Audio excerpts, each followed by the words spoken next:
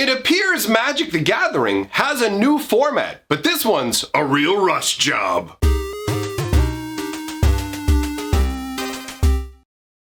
Greetings, owners of fine luxury cardboard rectangles. I stand before you slightly nervous. Hopefully this video actually makes it out because I accidentally smacked my microphone pretty hard and I'm kind of worried it's broken. So if the video sounds normal, hallelujah. I mean, if you can see this clearly, it worked, right? I mean, I'm not gonna put up one. Maybe I would because I am pretty unprofessional, but it's unlikely I'm gonna put up a low quality video with terrible sound nowadays. But you never know, maybe for something different. Speaking of something different, let's get back on track. We are here today to talk about the new Rush Magic the Gathering format. And that's the name of it, in case you haven't figured out from the clever title and the clever line I said at the beginning of the video. Actually saying the new format feels a bit rushed made me feel like a cheesy newsman. Like, that's the kind of stuff they say in those stupid little video spots that are they're talking about, like a merry-go-round, going for one last ride. You know what I'm talking about? Like, that's how I felt with that. Anyhow, let us focus on the Rush format. I'm sure people are going, oh my God, you're wasting our time. Why don't you just grab little elves and snowmen and make them dance around? And oh God, why are you wasting? I'm wasting your time. It's what I do. That's how my channel thrives. That's it. If you're busy, if you're in a rush, you're in the wrong place. So, speaking of Rush, did you guys know there's a new Magic format called Rush? Have I mentioned that yet? And here's how it works, my friends. Now, it's going to sound really, really weird. The first rule is it's like a 30 card deck. The second rule is you can actually only play it while listening to Rush music. You know, like Rush music sets the rules for the game. So you're not allowed to play Poison in the Rush format because Rush have this song where they go, don't swallow the poison, spit it out. So because that is said in a Rush song, you can't actually play anything with Poison in Rush, which makes it, that's not how it works? Thanks, person who doesn't exist. Yeah, as you may have guessed, I just made that nonsense up. So, why don't we really talk about what the Rush format is? The Rush format is 30 card decks, right? That part was true. Now, you can only use artwork from Christopher Rush. So you know how we had the Seb McKinnon Secret Lair Artist Spotlight? This format is designed around the artist Christopher Rush. And that's part of the reason you can only play with 30 cards. Now, hold on, let me consult with the imaginary in my head voice. Hey, is that true? It's not? Okay, yeah, no, that's not true either. All right, so I think that I've wasted almost enough time. Maybe we actually dive in to what the Rush format is. If you're bothered by all this, go complain to the people who came to my stream last night going, how do you feel about the Rush format? Because that's why we're here doing this. And honestly, it's really funny to me to do this nonsense at the beginning. It makes me laugh. And I'll admit, it's funny to me to think of some people sitting at their computer just getting angrier and angrier as they're like, why does this man never get to the point? He always makes titles of videos and I'm interested in what's going on, and then I come and he just blabbers and he thinks he's funny and I hate him. That makes me laugh. You know, like somebody did that yesterday. They left a comment, they're like, you have one less subscriber now. I'm unsubscribing. I hate you. And I'm just like, it's too funny. You're not upset over this. Who cares? Okay, so the actual Rush format. What it is for real now. I'll stop screwing around. We'll go through the Rush document, okay? And I'll give you my thoughts on it. So, Rush is a constructed format designed for extremely fast play. Decks are small, life totals are low, games are decided fast. Oh, and there's no keeping cards from round to round. Kind of? It's a little bit, like that phrase is a little bit weird because it makes it sound like you're discarding your hand and drawing a new hand, but you do kind of keep your hand from round to round-ish in the most technical sense. I'm saying this from the perspective of a rules guy. Whatever. Maybe I should get through all this before I start picking apart points you're not gonna understand because you don't have the reference information. All right, so one thing to note is that a Rush deck is small, consisting of exactly 30 cards. So just like Commander, this format has a set number of cards. 30 cards, half the size of a normal Magic deck. This means that one could, in theory, make a Rush deck out of anything. You could make it out of your draft chaff and a few basic lands between rounds. You could play a game of Rush out of your sideboard cards after you've lost 2-0, and there's no more games for the day. Don't you only have 15 sideboard cards? Doesn't the deck have to? But I'm missing something. I don't get it. You could split your standard deck in two right down the middle and play a Rush mirror match. All right, there you go. That part makes sense to me because that's 2 30-card decks. So, although the rules as presented are for Rush as a specific format, the rules are intended to be generic enough that you can do a Rush variant of any format. Limited, standard, modern, anything. So, this is basically like a wide open format that goes all the way back to the days of Legacy and actually piggybacks on Legacy's banned list, but we'll get into that in a moment. So the deck construction rules, Rush deck has to contain exactly 30 cards, an optional sideboard of up to 7 cards. It's an interesting choice. With the exception of basic lands, your deck and sideboard can contain no more than 2 copies of any individual card. And any cards that specifically overrule deck construction norms, like for example, persistent petitioners, cards like that say you can have any number in your deck, they override that. So you can build a Rush deck using a ton of rats, for example, if you so desire, if those rats are the ones that say, play any number of me in your deck, right? And the Rush card pool is the Legacy card pool with the addition of a specialized ban list. I already mentioned that. Apparently I covered that point. So the play rules. Players begin the game with 10 life. So you got 10 life, you got 30 cards. Maximum and starting hand size in a game of Rush is 5 cards. Now there's a specific change to that if you're playing with Companion. The rules for Rush with if you have a Companion, you only get 4 cards in your starting hand. And that makes sense. We can cover that once we've gone over all the rules, but it is logical. All right, games of Rush have slightly different rules for drawing cards.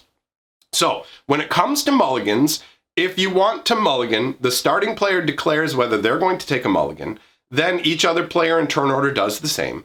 Each player who decided to take a mulligan, all do your mulligans at the same time, right? Shuffle your hand back in, draw a new hand of cards equal to your starting hand size. So you don't have to put a card back in. It doesn't use those mulligan rules. You literally get a brand new, fresh hand. But whoever's going second in a 2-player game has the advantage on mulligans because they're allowed a second free mulligan, whereas the original player, like whoever's going first, I should say, only is allowed one mulligan. So both players get 1 free mulligan, but whoever's not going first gets an additional mulligan if they desire it, and that's obviously to balance out the speed of the format, right? Now, the draw step is where things get a little bit funky with this. Immediately after the draw step begins, the active player puts all the cards in their hand on the bottom of their library in a random order. So that part to me is like, you don't get to keep your cards from round to round, but you do, really, like depending on how you look at it, right? Like I have it on one turn. When my next turn comes around, I have it again. And there is a time span before the draw step where you're allowed to do things. So for me, it's not fully you lose your hand from turn to turn, but it's pretty close. So what's going to happen is you're going to take your whatever's left in your hand and you're going to put them on the bottom of your deck, right? Then you're going to draw a card. You're going to draw 1 card off your deck, and here's where it gets a little bit weird. Then you're going to take the other top 4 cards of the deck and put them directly into your hand. So it sounds confusing, right? Because you're like, wait, drawing is putting a card in my hand, taking the top 4 cards and putting them to my hand is also like, what's the difference? Well, the difference is those additional 4 cards don't count as drawing, so they don't trigger cards that care about drawing. Things like Narset can't shut them off. You know what I mean? That sort of a scenario, although Narset might even be on the banned list. I don't know. But there's a reason for that, right? So it's pretty interesting the way that this works overall. And so it says, what's the next thing here? In the first draw step of the second player in a 2-player game, or any player in a multiplayer game, they might choose to skip the process. What? All right, I'm not 100% sure what that rule is trying to say about skipping the process of the draw phase in the first draw step of the second player in a 2-player game. I guess it's because the first player skips their draw step, so I guess I guess what happens is if you're going second, if you want to, you can get like a third mulligan, I suppose, by putting your hand on the bottom and drawing a new hand. That's what it looks like it's saying to me. You may want to double check the rules yourself to make sure that I'm 100% in my reading of this, but I read over this before I made the video thinking I fully grasped it, but apparently there is one point that I didn't quite get. So if a player's deck includes a companion, they add the top 3 cards or the top X, where X is their maximum hand size, -2, whichever is lower. These sound like questions on a math quiz. I assure you that when you're playing the game, it's going to feel a lot more simple than this, all right? And then when it comes to the ban list, I'm going to quickly go through the cards in case you know them to give you an idea, but I'm not going to be putting them up on the screen because that's a ton, and you can actually go and look at the, you can go and look at the rules. They're posted. Rush has a Discord now. So you've got the full Legacy ban list plus Archive Trap, which, I mean, that mills 13 cards. That's going to screw your deck. Ancient Tomb, Man Acceleration, Chain Lightning, Chancellors of the Draw, Spires, and Tangle. That makes sense because they have an ability that, if you have them in your starting hand, can give you a big advantage. Chrome Mox, Dark Ritual, Elvish Spirit Guide. So again, we're looking at like a bunch of Mana Acceleration style spells there. That makes perfect sense. Firestorm, Gaia's Cradle, Fire of Invention, Fire Blast, Gemstone Caverns, Goblin Guide, Hidasugu's Second Right, Isochron Scepter, Lava Spike, Leyline of Abundance, Lightning Bolt, Lion's Eye Diamond, Lotus Bloom, Lotus Petal, Mana Bond, Mox Amber, Mox Diamond, Mox Opal, Once Upon a Time, Panoptic Mirror, Providence, Rite of Flame, almost at the end, Scourge of the Skyclaves, Sarah Sanctum, Serum Powder, Simian Spirit Guide, Soul Spike, Startled Awake. There are no cards on the banned list that they've added that go past the letter S, although S is a very frequently used letter in the English language, as I know every time I'm trying to like go through games lists of old school games and stuff, when you get to like the S section for Super Nintendo games and you're like, everything is super, oh God. When everything's super, nothing is super. Anyhow, this format is actually a fun little concept. I recently started playing this game called Exodus, and part of Exodus's shtick is that the games are super fast. 5-10 minutes maybe and you're done. Nice and simple, have some fun, but you don't get stuck in too much. I'm the kind of guy who's totally fine with a normal length game of Magic, but I like, everybody has their different level of tolerance for game lengths. So I'm not very good at playing a game like Warhammer. Like if we're gonna play a game that's gonna take 2 or 3 hours and I get 4 turns, I can't take it. It just starts to eat at me and I'm like, I don't want to play this anymore. Like I'm not suited to sit down and play like Axis and Allies and stuff, you know? It's not in me, boys. It's not in me. I don't dig like things that go on too long and my brain stops strategizing and goes, I want out of this. I don't care what it is. So either destroy them or get destroyed, but you're ending this game for you right now. So this kind of thing could appeal to people that might feel like normal level of Magic is like that. It does seem super easy. You can do it with what you've just got kicking around on hand. You have to bear in mind that admittedly, this is going to be slanted in favor of particular colors, right? Like colors that come blasting out of the gate really easy. Like red's gonna have a great time with this because red, I mean, when you think of Rush, if you're gonna put a color in front of it, most of the time you're gonna think Red Rush, right?